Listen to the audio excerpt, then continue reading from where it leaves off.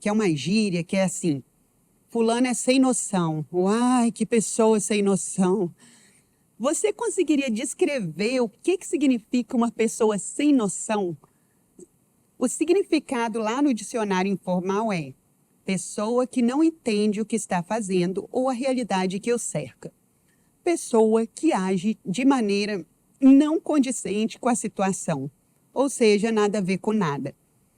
A comunicação, ela não se restringe só a palavras. Ela também abrange postura, linguagem corporal, coerência, identidade, uma série de coisas que justamente nos dão noção do que é a nossa interação com os ambientes e situações que nos cercam.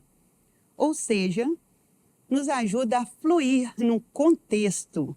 E se a gente quer se comunicar bem, precisamos falar sobre isso.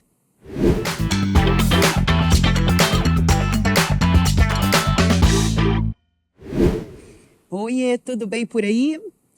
Bem-vindo e bem-vinda ao podcast Comunicação Criativa, onde a gente vai conversar sobre comunicação criativa. Nós vamos falar ao longo dos 6 episódios sobre a importância da comunicação eficaz, explorando a linguagem verbal e a não verbal e tudo mais que está envolvido nisso. A nossa ideia é inspirar, principalmente você que é da área de arte e cultura e que pode sentir o salseiro dos desafios para se adaptar nas transformações constantes da comunicação de hoje. O podcast Comunicação Criativa é um projeto realizado com recursos do FUNCultura, Secretaria da Cultura do Governo do Estado do Espírito Santo. E eu sou Alessandra Barros, produtora cultural, pesquisadora, escritora e agora podcaster. Bora ouvir esse papo? Comigo hoje, Rafaela Wagmacher, criadora da RV Produtora, administradora, gestora, produtora cultural desde 2021 e ainda tem uma experiência muito rica de quando trabalhou como assessora e assistente técnica em artes cênicas no Centro Cultural Sesc Glória, aqui em Vitória, no Espírito Santo. Tudo bem? Oi, Ale, tudo bem? Olá, pessoal. Obrigada pelo convite. Então, contexto vem do latim e significa entrelaçar, tecer, unir tecendo. A gente poderia dizer que ter noção é fluir dentro de um contexto, ou seja, entrelaçar, tecer quem a gente é dentro do ambiente ou situação que a gente está. A sua oficina, Aprimorando o Olhar, meio que fala sobre isso, né, Rafael? Fala assim um pouquinho. Eu acho que esse aprimorando o olhar vem muito desse lugar, né, de contexto, a gente se contextualizar, a gente passar para o outro, como que ele se pode se contextualizar dentro de algum contexto. Tecer a gente com o que está vindo de fora. Exato. Tecer o dentro com fora, meio que isso, assim. E aí, essa oficina, ela surge do momento em que eu estava no Sesc, dentro de um contexto de atuação que é muito diferente do que eu tô hoje. Não é que é muito diferente, é porque eu acho que hoje eu vivencio outras experiências e outras linguagens artísticas, né? Então, de certa forma, é um outro contexto que as coisas acabam se entrelaçando, se comunicando. E aí ela surge desse momento que eu estava lá no Sesc, sendo assessora em artes cênicas, onde eu precisava lidar, né, com os artistas, estar o tempo todo em contato com os artistas, com grupos de teatro, de dança, de circo daqui do estado, de fora, com os projetos da instituição, elaborando. Ou seja, você pegava o artista e colocava ele dentro do contexto do Sesc e vice-versa, né? Você fazia uma ponte. A ideia é um pouco disso, né? A gente tinha que ter esse olhar para a cena local e mapear isso e fazer com que como que a gente poderia inserir esses artistas, esses grupos dentro dos nossos projetos, dentro dos nossos contextos. Então ela surge desse momento, assim, que eu fui percebendo algumas dificuldades mesmo que os grupos, que os artistas independentes, né, alguns produtores que estão iniciando, dessa dificuldade de interpretar o que muitas vezes a instituição pedia, que era uma forma da instituição se comunicar, né, dentro dos seus projetos, essa dificuldade deles interpretarem e conseguir apresentar suas propostas, né? Seja espetáculo, seja oficina, Um problema seus sério que eu projetos. vejo, isso daí a gente vê muito mesmo. Às vezes existe essa falha de comunicação crítica e que pode levar a execuções, eu não vou dizer falhas, né? Porque dentro da arte você dizer que falhou é uma coisa muito complexa. Mas não é falhas, é que às vezes não sai como esperado, com o objetivo esperado, porque existe uma dificuldade do artista comunicar o que é o trabalho dele e de quem está contratando comunicar também o que precisa, né? Chegar nesse meio termo, Eu acho que o lugar seria, assim, identificar. A gente conseguir identificar. Eu acho que o ponto de partida é a gente enquanto artista, enquanto produtor, acho que em toda a área, né? Mas como a gente está falando da arte, da cultura, é a gente conseguir identificar o que a gente faz. Identificar quem a gente é. De que forma que a gente se comunica. É um trabalho interno, praticamente. Exatamente. Eu tenho essa curiosidade a respeito. Ai, gente, eu sou dessas, tá? Eu pergunto mesmo. Bom, fica à vontade. Eu tenho essa bate curiosidade bola. a respeito pelo seguinte: você estava meio que do lado de lá, porque você estava representando a instituição. E agora você está do lado de cá, que é nós que precisamos, né, comunicar com aquela instituição. Então, você viveu dois mundos. O que você precisou trabalhar de você, pessoal seu, para conseguir ter essa compreensão que você tem hoje de contexto, que eu tive a oportunidade de fazer a oficina Aprimorando o Olhar, e assim, o que a gente quer é chegar nesse ponto, da gente conseguir ter uma identificação meio que natural, meio que nossa, do contexto. Você teve nos dois lugares, queria saber o que você teve que fazer de trabalho seu, pessoal. Ixi. Até para migrar de um lugar para o outro, porque você aprendeu, você estava num lugar e de repente, não foi de repente, né? Foi um processo. O processo ele vem desde lá, né? Desde o SESC. Tanto que a oficina, ela vem desde lá, ela foi criada lá, ela só foi para o papel depois que eu saí do SESC. Porque quando eu estava na instituição, eu não tinha essa oportunidade, eu não tinha esse tempo, né? Para fazer os meus próprios projetos. Mas assim, agora, nesse momento que eu tô, querendo ou não, eu sou uma instituição, porque eu sou a RV produtora. Então, eu presto serviço, eu faço os meus projetos, eu costumo dizer que eu tenho os meus produtos, e eu vendo esses produtos, e presto serviço. Então, eu tive que entender de que forma, primeiro entender a minha linguagem, né? O que eu faço, como que eu faço. Você teve que se olhar no espelho, né? Exatamente. É um processo interno. A gente fala muito do autoconhecimento, né? O autoconhecimento está muito ligado a isso, assim, como que a gente se comunica, a gente precisa se conhecer.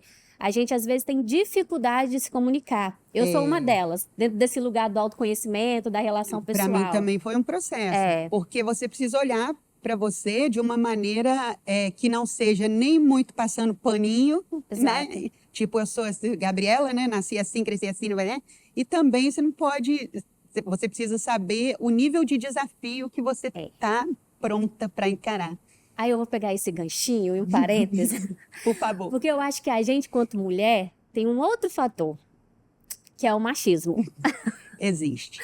O quanto que isso exige da gente cada vez mais ter que se posicionar. E como se posicionar? Aí a gente entra em várias camadas dessa comunicação, né? Comunicação verbal, corporal, expressiva. O estereótipo. Tem uma série de coisas envolvidas. Exatamente. Eu estava até lendo sobre isso para poder saber me posicionar nesse momento agora, enquanto RV, produtora, empreendedora cultural, como instituição, né? Eu estava até lendo, assim, que até as roupas, as cores que a gente veste, já traz um posicionamento e uma comunicação. Sim. E aí, quando a gente está nesse lugar, assim, falando do machismo, a gente precisa mergulhar cada vez mais, né? Eu descobri, durante todo esse processo, assim, que vem do SESC, vem agora enquanto, né, profissional como autônomo, eu descobri muitas coisas em mim que eu precisava mudar para aprender a me comunicar. Aprender, não. Para você comunicar aquilo que você realmente gostaria de comunicar, né? De forma clara, de forma assertiva. Assertiva é a palavra ótima.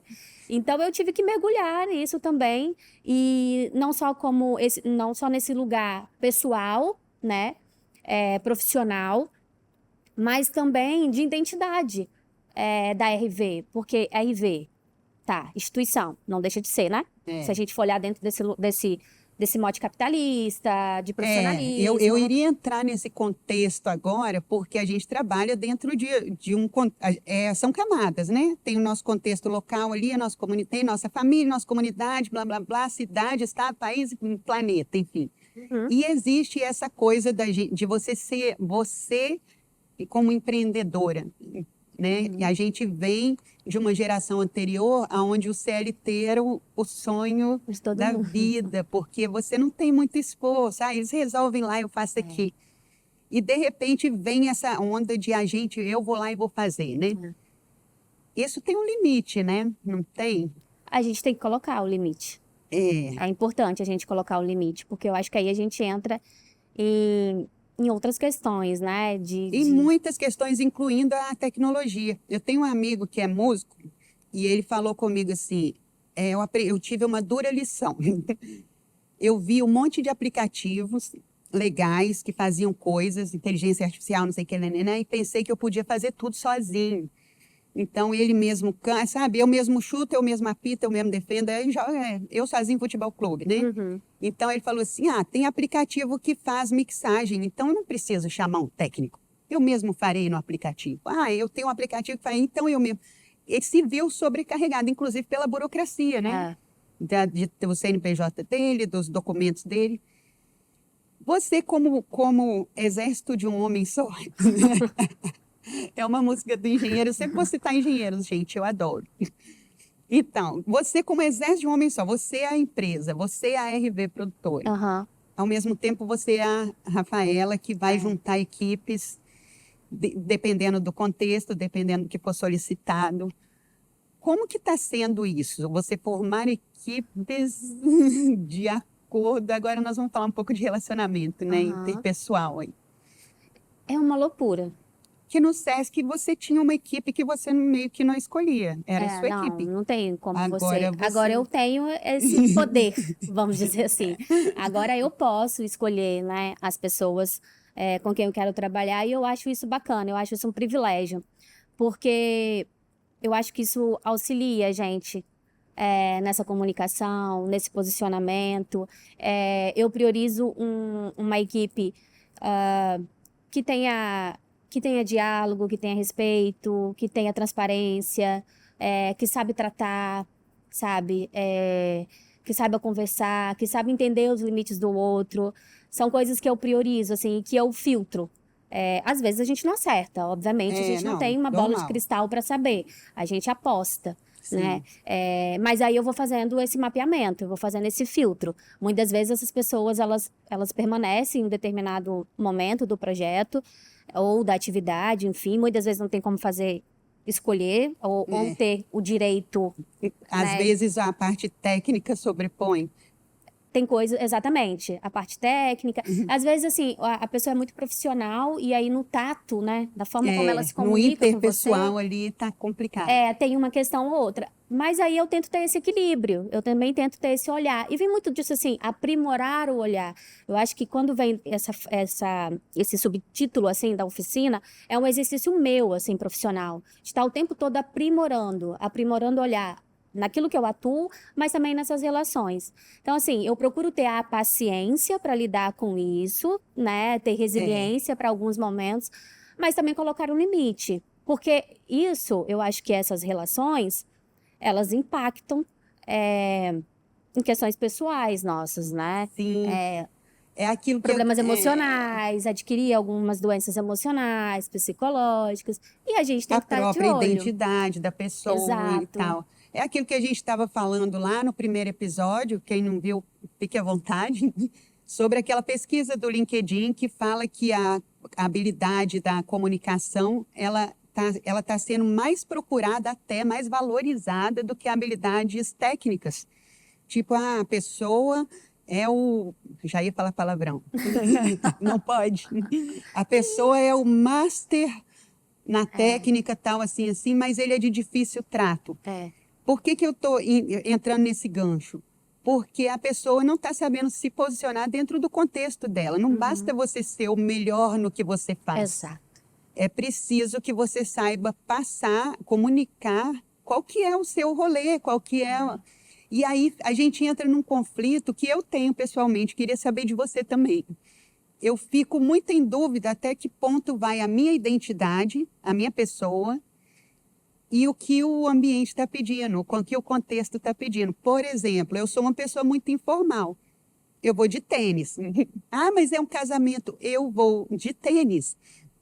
Então, até que ponto que eu ir de tênis está sendo uma coisa que eu estou impondo a minha, sabe? Você entendeu o que eu quero dizer? Esse equilíbrio. Poxa, mas você vai de tênis num casamento. Poxa, põe pelo menos a sapatilha, minha irmã faz. Aham. Eu acho que é entender, assim, eu acho que tem coisas que a gente não consegue abrir mão, porque é da nossa essência. E se a gente abre mão, a gente não sabe lidar muito bem com aquilo ali, a gente vai ficar desconfortável. A gente perde a nossa A identidade. gente perde a nossa E identidade. quem trabalha com arte É. é Agora, tem outros momentos que você pode ter esse equilíbrio, que você pode ceder, né? Exemplo, assim, você estava falando, eu lembrei. Nesse momento agora, atual, nesse último mês, eu estou prestando serviço, né, e tal, e estou tendo contato com uma pessoa para poder fechar algumas questões da produção. E essa pessoa não me responde. Eu ligo, não consigo falar, me liga em outro momento. Eu mando mensagem pelo WhatsApp, não responde. Tipo, só tem... como é que é? Aqueles dois pauzinhos, né? É. Lido, visualizado, ignorado para sempre. Entrega. Se fosse eu, a gestora do projeto, à frente ali, como, né, Fosse essa um projeto hierarquia, seu. se fosse um projeto meu, assim, eu já teria tomado uma decisão. Porque eu acho que isso implica numa falta de respeito, né? Uma falta de profissionalismo. De profissionalismo. Aí chega alguém e fala assim, mas fulano é assim mesmo, ele é difícil. Mas aí você tem que ter o seu limite. Exatamente. Eu acho isso uma coisa que, às vezes, a gente quer tanto aquele profissional porque ele tem um currículo massa, porque ele tem um dossiê lá bacana, mas eu, pessoalmente, eu abro mão. Eu também. Mas aí, nessa situação, assim, eu não posso abrir mão dessa pessoa porque eu estou prestando um serviço. Sim, porque então, não eu é não o posso seu. ser mais incisiva, sabe? Eu não posso ter uma posição mais... Que nem a questão de ser firme, porque já tem um posicionamento. Mas eu não posso ser mais incisiva. Eu não posso tomar a decisão de... Ok, você não está me respondendo, então, obrigada pelo contato até aqui, mas eu preciso seguir com outro profissional, digamos assim. Até não aqui posso. Deus te ajudou. Estou prestando esse serviço. Então, falei, vou reportar a pessoa que eu estou prestando esse serviço para que ela tome a decisão. Mas aí eu coloquei um limite. Um limite porque eu fui até onde eu acho que às vezes a gente até ultrapassa. Flexível, abriu, passou um paninho, que a gente sabe que também é um outro ponto que eu acho interessante nesse contexto da gente ser produtor, empreendedor, o exército de um homem só. De tudo, um pouco. Né? De tudo a gente faz um pouquinho. Dentro desse contexto, a gente também precisa pôr um limite no nosso próprio tempo, né? Existe a nossa vida pessoal. Então, uma coisa que me irrita pessoalmente, eu vou contratar um profissional e falo com ele assim, que dia que você pode? Ao invés dele me dar datas, olha, dia tal eu posso, dia tal eu não posso, a pessoa fica assim, então, tal dia eu não posso, porque minha tia está doente, e aí o meu cachorro não sei o quê, e aí... Sabe, é a vida pessoal dela, assim. Então, tem pessoa que não põe um limite. Ah, tal dia eu não posso porque meu marido, porque meu filho, porque meu avô. E aí você que tem que acabar colocando esse limite, né? E aí a pessoa espera que você se sensibilize. Não é que não é que a gente não tem empatia. Claro que a gente tem empatia. Se a pessoa falar, olha, eu estou com um problema pessoal aqui que de fato, eu tenho empatia. Agora precisa... Ai, porque minha filha. Aí a pessoa meio que pega aquela coisa da vida pessoal dela e fica jogando, atrapalhando um processo que é profissional. A gente que é só a gente, muitas vezes trabalhamos em casa, a gente às vezes nem horário tem, né? Eu dia, de noite, de madrugada, sábado, domingo, feriado. Eu tenho. Hoje eu tenho esses horários. Como que você chegou, como que foi o processo de chegar nesse ponto? Porque tem um outro detalhe. A galera trabalha segunda a sexta.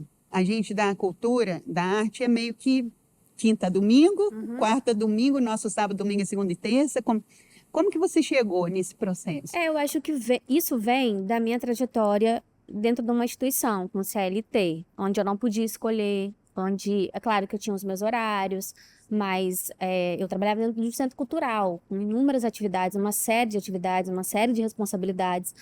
E a gente, enquanto profissional também, né, dependendo de como a gente se cobra muito, a gente se doa muito, né? E eu sempre fui muito Caxias, como o povo fala. Sempre fui muito Caxias. Então, a minha doação, ela era ao extremo. E isso é uma responsabilidade minha, né? Então, eu vim desse lugar, assim, dessa trajetória dentro da instituição, onde eu fui percebendo coisas, deixando de viver coisas, deixando de ter coisas, né? De lazer, de entretenimento, enfim, deixando de ter qualidade de vida. E isso acarretou em algumas outras questões, né? Tenho ansiedade, agravou a ansiedade. Então, isso fez tudo parte de um processo de autoconhecimento para minha vida pessoal, mas também profissional. Essa semana mesmo eu estava vendo, assim, que a gente, enquanto pessoal, não se separa um pouco das nossas atitudes profissional, sabe? Porque tá tudo tecido ali no contexto. E eu acabei concordando com isso. Eu falei assim, antes não, pessoal é uma coisa, profissional, não, mas eu acho que tem coisas que não desassocia. Não, porque a gente tem um paradigma de que trabalho é trabalho, o trabalho, serviço é serviço. Então, eu estava vendo, até há pouco tempo, eu vi uma palestra de um sociólogo falando que o trabalho é a nova religião, né? Meu Tudo Deus. que se você falar assim, mas eu estou trabalhando, tudo bem, você está dispensado de tudo. Né? Quero Eu isso não. cheguei na escola do meu filho aqui, eu vim entregar um negócio, preciso passar na frente porque estou trabalhando. O tal do estou trabalhando, ele meio que uau. E isso desqualifica a gente quanto pessoa, sendo que quem está trabalhando é uma pessoa. Tudo isso, todo esse contexto me fez aprofundar e criar, assim, mecanismos, ferramentas e entender de que forma que eu posso trabalhar agora como autônoma. Então, eu tenho uma como é que a gente pode chamar, gente? Uma prática, né? Você fez a sua estratégia. Fiz a minha estratégia. Como eu sou autônoma, eu tenho esse privilégio, né, de gerir o meu tempo. Eu fui entendendo de que forma que eu funciono mais no meu processo criativo, porque tem isso, a gente, quanto artista, a gente tem o nosso processo criativo. Sim. Não tem como. A vida pessoal da gente é o tal do nosso produto é a gente. Então, assim, a gente dentro desse processo criativo, a gente precisa estar bem, escrever projeto. Eu não consigo escrever projeto assim do nada. Eu preciso estar bem, eu preciso digerir sobre o conteúdo, sobre o que quer falar e tudo mais. Então, eu fui entendendo isso, assim. Então, de manhã, eu não funciono muito bem. Autoconhecimento é tudo, né? Falei, tá, de que forma que eu posso? É uma forma que eu posso trabalhar mais burocrática, mais administrativo, né? E também cuidar um pouco mais de mim, ter essa separação do pessoal e profissional. Então, hoje eu tenho uma rotina, né? E geralmente na parte da manhã é onde eu posso cuidar de mim, posso fazer minhas coisas, mas eu tô ali com algumas coisinhas de trabalho. WhatsApp. Só que aí você está ainda no ritmo, vamos devagarzinho, exato. Vamos entrando no ritmo. Aí um telefonema que a gente pode atender. Interessante, é até um gancho que eu vou pegar disso. O autoconhecimento, ele vem muito da gente avaliar os nossos valores também. Porque existe ainda essa prática que, pessoalmente, eu tive que fazer um trabalho para poder criar minha própria estratégia, que é assim. Vou trabalhar de segunda a segunda por causa do dinheiro. Eu tive que colocar o meu valor. Não é que dinheiro não seja importante, tá, gente? Pelo amor de Deus. Não é isso que eu estou falando. Dinheiro é importante. Eu sempre dou esse exemplo. E traz felicidade também. Sim, porque se o cara vier cortar a sua luz, não adianta você abraçar ele ou fazer um espetáculo para ele, porque ele vai cortar a sua luz assim. Você precisa do dinheiro. Precisa comer, enfim, qualidade de vida. Não estou fazendo pouco do dinheiro. Mas eu tive que colocar na balança esse valor, sabe? Vale a pena isso, eu trabalhar de segunda a segunda, vale a pena eu no aniversário do meu filho, eu ficar trabalhando o dia todo por causa desse valor, sabe? Eu tive que pôr valores pessoais numa balança. É isso. O que eu quero? Eu preciso disso tudo? Será que realmente é necessário? Então, olha como que o contexto faz a gente... Né? Exatamente. Hoje em dia, assim, dependendo do período, eu não sei se você tem você conseguiu observar, assim, mas no segundo semestre, quando começa a surgir os projetos, assim, começa a surgir Sim. bastante trabalho pra gente. Eu também tenho esse Tem um fluxo anual. tem um fluxo, assim, um fluxo porque a gente trabalha com leis de incentivo, editais, né? Então tem Sim. o fluxo dessa elaboração, a captação, Tem o coisa que dinheiro é entrar. sazonal, né? Verão é É. muito... Mas assim, a produção mesmo efervescente, executiva, de executar as coisas e tal, ela é no segundo No segundo semestre, assim, semestre, né? mais puxado. Pelo menos aqui no nosso país, Na no nossa estado. região. No estado também tá assim. Claro que alguns estados não tanto, mas isso tipo, a gente às vezes acaba acumulando muito trabalho, né? Pegando muita coisa, porque aí entra a relação financeira, ixi, eu preciso pegar trabalho, É, a gente ficou um tempo sem trabalhar, é. mesmo tendo um planejamento, então a gente começa a criar esses contextos na cabeça da gente. Só que eu, hoje em dia, penso, peraí, não, Muita calma nessa hora. tem trabalho que eu não pego. E aí eu tenho uma estratégia, eu tenho que vai muito desse lugar, assim, da gente se comunicar, né? Enquanto produtora Sim. e tal. Então, eu vou pegando trabalhos a partir daquilo que eu me identifico, Até né? porque Quando você é tem. cansada, estressada e com a Você não se cabeça cheia, você não vai doa. fazer um trabalho bem feito, Você né? não consegue ser 100%. Agora, tem pessoas que são ao contrário, A né? quantidade não dita a Não qualidade, né? dita qualidade, exatamente. Eu falo lá em casa, eu comunico com a minha família que tem a semana sim, a semana não, né? É. Semana sim, gente, essa semana é sim. Eles já sabem que eles não vão me ver em casa, porque eu vou estar em. E tem semana não, que parece que eu não faço nada da minha vida. E eu tô É. lá Eu vários dias também em tenho casa. isso. Eu também tenho meses até. Final de dezembro, início de janeiro, fevereiro ali são meses que eu não estou em execução. Eu não estou num determinado lugar No executando. corre ali mesmo. Mas assim, às vezes eu estou em casa elaborando os meus projetos, as minhas propostas, as minhas criações. Eu crio uma rotina para isso, para me dedicar. Porque eu tenho esses dois contextos, né? De fazer coisas que eu gosto, que eu me identifico, que é da minha linguagem, que, enfim, e coisas que é dessa prestação de serviço, que muitas vezes é sim pelo financeiro, outras Sim. é por essa identidade, por essa. É uma questão de autoconhecimento e equilíbrio, não tem Aham. jeito, né? Agora, para O que a gente finalizar, faz do autoconhecimento e equilíbrio na vida profissional ou pessoal pessoal, também vai para profissional e para tudo. porque no fim os contextos se unem. Se No fim se entrelaçam. entrelaça, aquela coisa que o latim lá falou. É.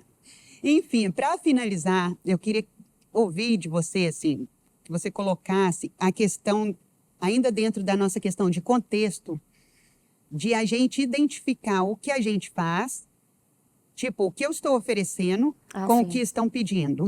É. É uma coisa que foi muito falada na oficina e que, para mim, impactou, porque alugou um triplex na minha cabeça. Aham. Eu fiquei, gente, o que eu ofereço? Será que eu estou oferecendo no lugar certo? Será que esse edital, por exemplo, o que ele está pedindo é o que eu estou oferecendo?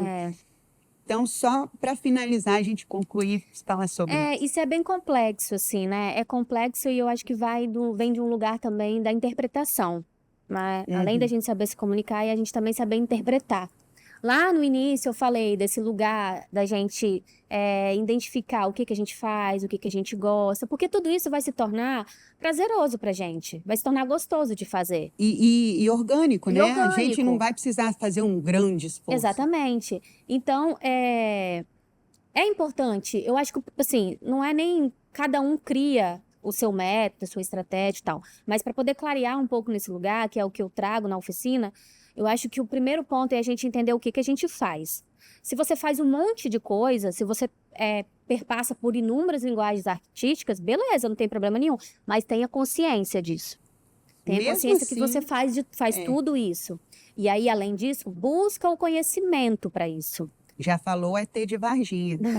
Gente, busquem o conhecimento. Busque o conhecimento, seja ele teórico, seja ele técnico, busque o conhecimento, porque isso é o diferencial para você saber se posicionar.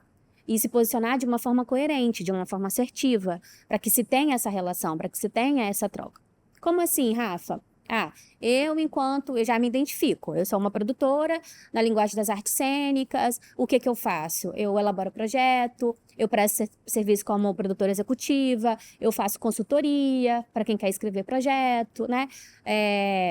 A minha área de domínio é as artes cênicas. Isso eu posso falar, assim, Já se conhece, me você já se conheço, viu. não tenho medo, assim, claro É que tenho medo. orgânico, É natural. orgânico. Não, Mas é medinho onde eu sempre dá. domino, é onde eu domino, é onde eu tenho propriedade, é onde eu sei. Ah, vai ter uma coisa ou outra que eu não vou saber fazer? Sim, pode ser. Sempre, Mas eu vou ainda saber bem. buscar. É. É que a gente sempre está no aprendizado, né? E aí, eu tenho feito algumas coisas na música, concerto. Falei, gente, como assim fazer concerto? Vamos Que embora lá, coisa. então, vamos lá. Aí você se consulta, tô pronta para isso? Tô pronta para É, isso. Bora lá. e aí, por conta dessa trajetória, dessa vivência, eu me permito viver outras coisas, né? Mas, ok, eu entendo isso. E aí, por um edital, por exemplo, eu preciso entender, interpretar esse edital e entender se o que o edital pede vai de encontro com o que eu faço. Seja um projeto, seja uma atividade específica, até um espetáculo. Seja o que for, a gente tem que saber o que que a gente vai fazer, né? Sabe os Isso é nomes prático. os nomes que falam assim, eixos curatoriais, ou, esqueci o nome que agora coloca no edital, que é a da avaliação, né? Os pareceristas, É que né? os pareceristas têm como critérios para avaliação, os critérios de seleção, muitas vezes está no edital e tal. A gente precisa ler aquilo ali e entender se o que a gente quer propor vai de encontro. Se vai, beleza, mete as caras. Agora, se não vai, vou dar um exemplo básico, assim. A Adoro. oficina da gestão à produção cultural, aprimorando o olhar. É uma oficina específica de gestão e produção cultural. Ela abrange as outras linguagens artísticas? Sim, é possível, sim, ter esse diálogo. Eu peguei essa oficina e me inscrevi na convocatória de uma instituição. E lá tinha como objetivo e critérios eixos, povos originários, patrimônio material, imaterial, na área da música, na área das artes cênicas, exposição, tinha tudo isso, assim. Mas não tinha nada para uma oficina de gestão, produção Uma coisa que é cultural, assim. formativa, talvez, que é... Por que eu fiz isso? Por uma questão de estratégia, de marketing. Eu fiz isso porque eu queria que a instituição conhecesse meu trabalho, mas eu já sabia que eu não ia ser aprovado. Dito e feito.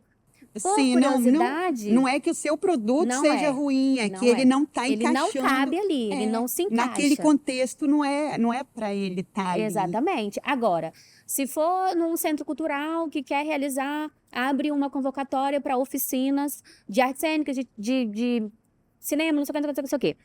E pode trabalhar gestão, produção, propostas diversas. Aí cabe a oficina e talvez eu seja selecionada. Então, é a gente entender que objeto é esse, que contexto é esse, que critérios são esses que vão ser utilizados para a aprovação do seu projeto. Seu projeto grande, uma oficina, É porque tem independente do pessoa que não é aprovada e leva para o lado pessoal. pessoal. Ai, será que minha música é ruim, minha pintura não é boa? Não é sobre isso. isso. Não É que às sobre vezes isso. o seu produto ali, cultural, a sua obra artística, não condiz com o que ele está pedindo. Então a gente precisa aprimorar esse nosso olhar, Ter noção, ter noção, e conhecer o contexto. se identificar para a gente poder apresentar. Nossa, nós estamos estourando nosso tempo, gente. Mas tudo bem, porque conversar com a Rafaela, né? Enfim, a gente tem que pensar sobre o contexto, na comunicação, tendo a ver com as mudanças e adaptações que nós fizemos nas nossas maneiras de comunicar nas últimas décadas. Linguagem não verbal, rede social, equilíbrio entre a formalidade e a originalidade e como isso reverbera na criação da nossa identidade, nosso portfólio, nosso dossiê, nosso currículo, enfim. Esse foi o terceiro episódio do podcast Comunicação Criativa, onde a gente está batendo papo sobre comunicação criativa. E para ficar por dentro, inclusive dos bastidores, você pode nos seguir lá no Instagram, no @comunicaçãocriativapod. Obrigada por nos acompanhar até aqui, interage com a gente, dá sua opinião, vamos pensar juntos sobre isso. Tenha noção e continue acompanhando, porque no próximo episódio a gente vai falar de outras ferramentas importantes para usar, para aprimorar a nossa comunicação, que é o repertório. Aqui com a gente, convidada, já conhecida de todos nós, Thaís Helena, professora de História, pesquisadora, escritora, produtora cultural na área do audiovisual, do patrimônio histórico material e imaterial. Ela mesma vai estar aqui com a gente para enriquecer o debate. E você não pode perder isso, né? Valeu, gente. A gente se encontra lá.